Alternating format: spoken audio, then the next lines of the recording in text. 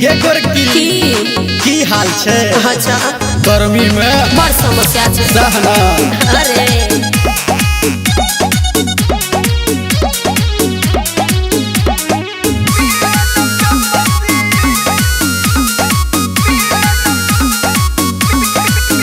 एक लागू में झकास गोरी पीन लेना में कसी। अच्छा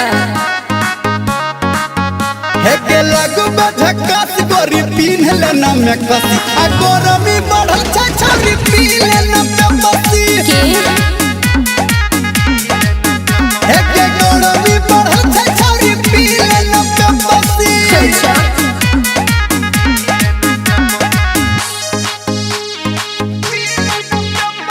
म्यूजिक बाय गुड्डू राज।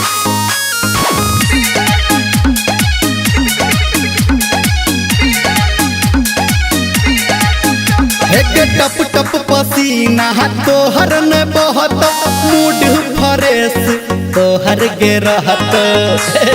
ओहो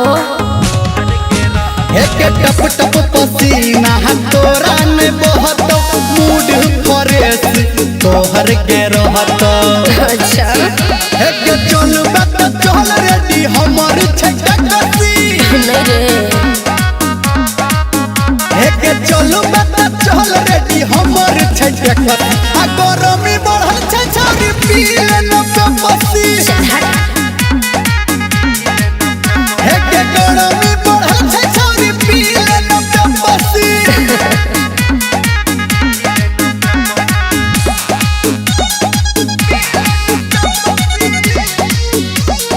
माँ गायत्री रिकॉर्डिंग स्टूडियो।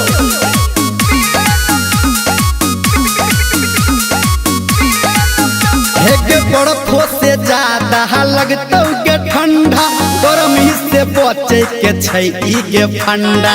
अच्छा कूल हो जबे एक बर्फो से ज्यादा लगतौ के ठंडा गर्मी से बचे के छै ई के फंडा। एक कहो घर में अंदर छौरी कोर ने तू देखसी। ओके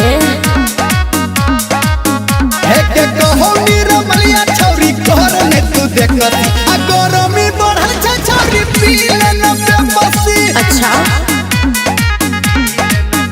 एक गरमी बढ़ल छै छौरी पी लेना में बसी। ओके मंगा दिए एक बोतल।